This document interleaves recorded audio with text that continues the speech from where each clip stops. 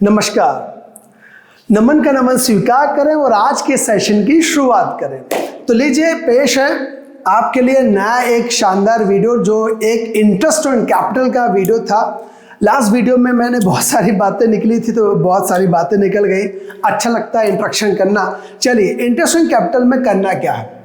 Interest on capital का treatment में मैं स्पेशल ये बात करता हूँ। सबसे पहले आप दिमाग में ये फोकस करके रखें कि एक्सपेंडिचर जनरल जो हम समझते हैं, expenditure means expenditure when cash goes out, उसको हम ब्रेकअप करते हैं।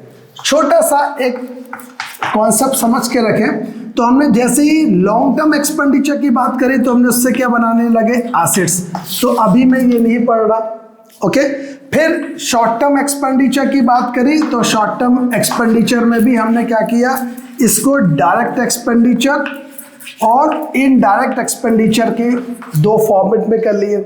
डायरेक्ट कहाँ गया था, ट्रेडिंग अकाउंट में, ये भी खत्म, ये भी नहीं पड़ रहा है। इनडायरेक्ट एक्सपेंडिचर कहाँ गया था, प्रॉफिट एंड लॉस अकाउंट में। याद आ रहा, P&L अकाउंट में जो गया था वो क्या था, वो हमारा ऐसे एक्सपेंडिचर थे जो एज अ चार्ज थे। एज अ चार्ज मतलब अगर P&L अकाउंट में डेबिट किया तो इसका मतलब है इनकम कम हो या ज्यादा की फर्क पैदा। आपको तो खर्चा लग गया, सर देना पड़ेगा, भलाई ही लॉस आ जाए, जेब से लाओ, घर से लाओ, कैपिटल से दो, इनका एक्सपेंडिचर देना पड़ेगा। अगर प्रॉफिट बच गया इस नेट P&L अकाउंट से तो ये ही एक्सपेंडिचर इनडायरेक्ट यहां से पहुंचते थे P&L एप्रोप्रिएशन अकाउंट में, ओके। तो P&L एप्रोप्रिएशन के डेबिट में भी एक्सपेंडिचर लिख रहे हैं, यहां भी डेबिट में एक्सपेंडिचर लिख रहे हैं, दोनों में। P&L में लिख रहे हैं जो एक्सपेंडिचर वो पार्टनर्स की जगह ना होके फर्म के एक्सपेंडिचर जिसको चार्ज बोलते हैं। एग्जांपल, फर्म में एक डेप्रिसिएशन है या रेंट है या इलेक्ट्रिसिटी बिल है या टेलीफोन बिल्स है या बोलना चाहिए कुछ लीगल चार्जेस हैं, स्टेशनरी प्रिंटिंग, ब्ला ब्ला। यहां पर क्या होगा, partners related expenditure, interest on capital, salary, bonus, commission, something.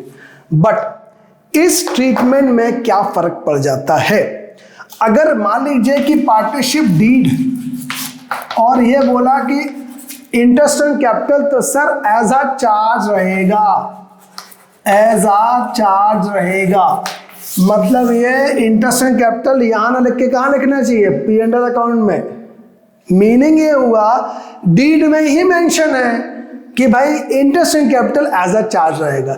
It means whether profit is less और मोर की फर्क पैदा, हमें तो देना ही है। और अगर एज अ चार्ज मेंशन नहीं है तो अप टू द प्रॉफिट 10,000 है, खर्चा 12,000 है, 10,000 तक ही दो। प्रॉफिट ज्यादा है, 12,000 है, 12,000 खर्च है, नो प्रॉफिट नो लॉस, कुछ बचे ही नहीं खर्च करने के बाद। और प्रॉफिट ज्यादा है तो बहुत अच्छा है भाई, 15,000 12,000 पे कर दो, 3,000 और बच गया। तो ये कहलाता सिंपल सा ट्रीटमेंट, और कुछ भी दम है ही नहीं, कुछ दम नहीं। एक छोटा सा मैं आपको सम बताता हूँ एग्जाम्पल। अब वो एग्जाम्पल आप इंटरेस्ट ऑन कैपिटल हो, चाहे सैलरी हो, चाहे बोनस हो या कमीशन हो, कोई भी पार्टनर से रिलेटेड खर्च है, इसको आप ट्रीट कर सकते हो। देखिए, जैसे interest on capital, salary, bonus और कमीशन, ये सब क्या है, पार्टनर्स के एक्सपेंडिचर। इसको मैं फेज 1 कर रहा हूं, फेज 2 कर रहा हूं, A और B मान के चले। अगर एज अ चार्ज होगा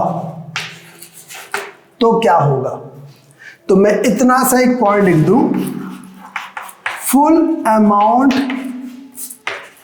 will be debited in P&L oblique P&L appropriation account. P&L में लिखना है तो P&L में या P&L एप्रोप्रिएशन में फुल अमाउंट डेबिटेड, ठीक। Weather profit is lesser than expenditure और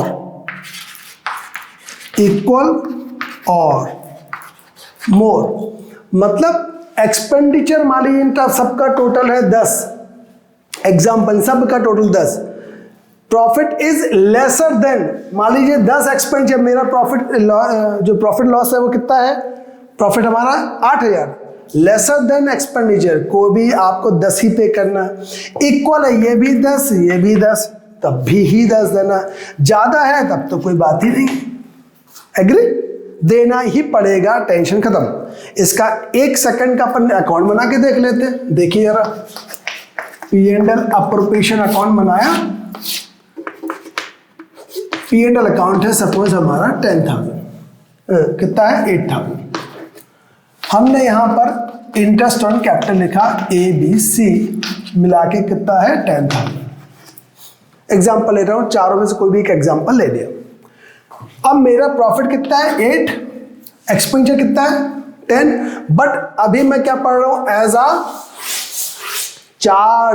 अ चार्ज में, तो 10,000 प्रॉफिट है, आने दो, हमारा क्या हो गया लॉस, ये लॉस कौन बियर करेगा, capital account A B and C, simple. Profit हमारा 8 है पर एक्सपेंडिचर कितना 10 है, प्रॉफिट 8 है, तब भी हमें पूरा अमाउंट डेबिट करना पड़ा, कंडीशन नंबर A। अगर मैं ये बोलूं कि भाई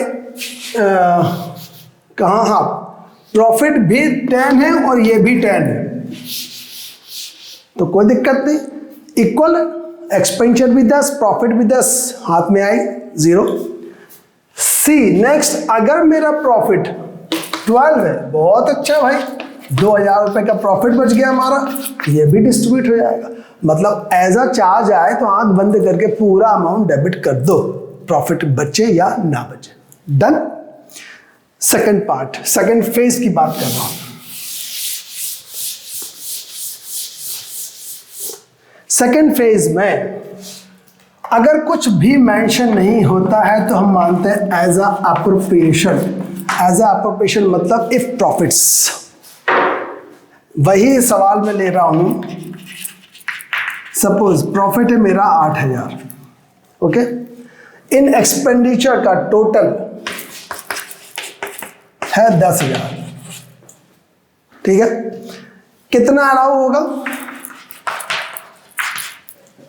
8 है, प्रॉफिट है, एक्सपेंडिचर 10, तो कितना अलाउ होगा, सिर्फ 8, 2,000 नहीं दे सकते, एज अ चार्ज कौन है, अपॉर्चमेंट, मतलब जितना प्रॉफिट उतना ही बांटेंगे, अपने घर से नहीं लाएंगे। अगेन इन केस 18,000 प्रॉफिट है, एक्सपेंडिचर था कितना 10, यहां कम था यहां ज्यादा, पूरा अलाउ करो और बचेगा पैसा, ठीक। अगर मान लीजिए हमारे पास 10 है, ये भी 10 है, तो भी पूरा अलाउ करो, कोई टेंशन नहीं, ओके।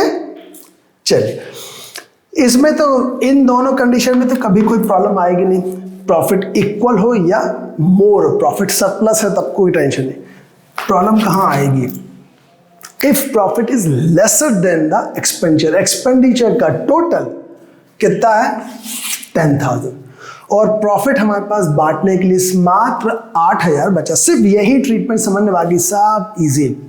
तो अब 8,000 ही बांट पाएंगे, ठीक। अब मैं पूछूं कि सर ये 8,000 किसको बांटोगे, तो प्रश्न बन जाएगा कैसे। एग्जाम्पल है IOC, कुछ एक सवाल मैं डिजाइन करता हूं आपके लिए, देख लीजिए आप, 1 मिनट।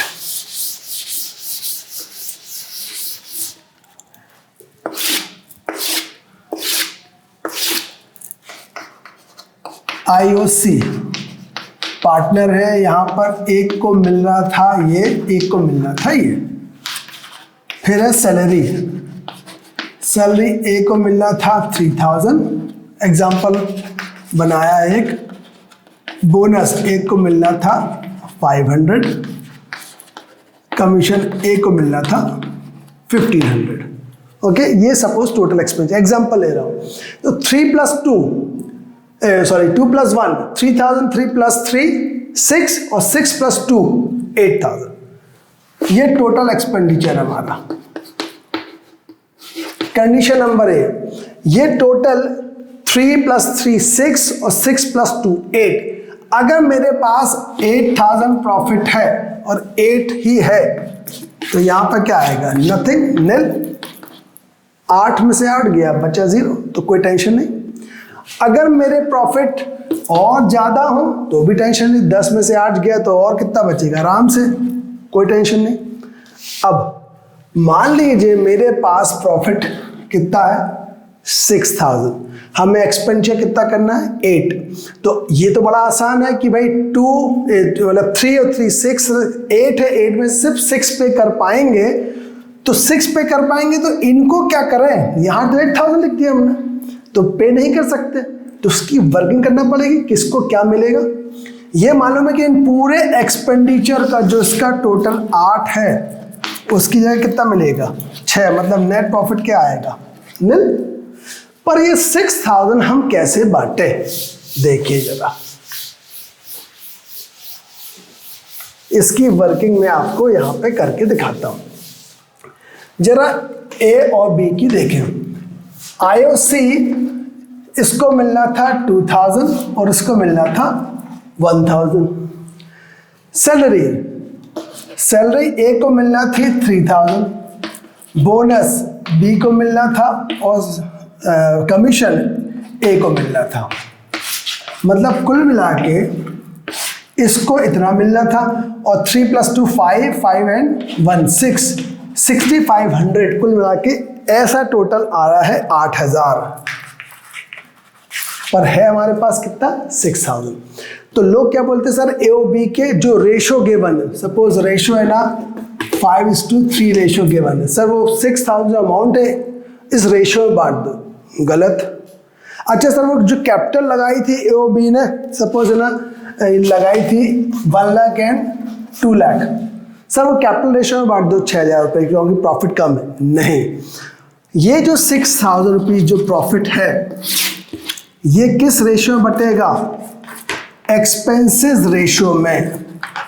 ये जो एक्सपेंस रेशियो हमने कैसे निकाला कि ए को कितना मिलना चाहिए था, 6500 और बी को 1500, मतलब 65:15। अगर मैं 5 से कैंसिल कर दूं, 5 1 जा और 5 3 जा और 5 3 जा, ठीक है, तो 13:3 के रेशो में ये 6000 को बांटना चाहिए। तो ए को कुछ 13/16 मिलेगा और बी को कुछ 6000 × 3/16 मिलेगा। निकालते रहिए कि जितना भी आया।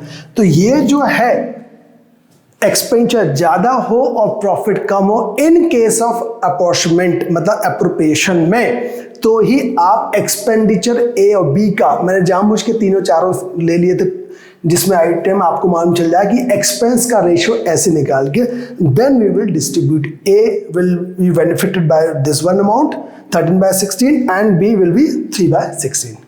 Okay, if there is any query about this, तो you may ask in comment section. Bye bye. Thank you.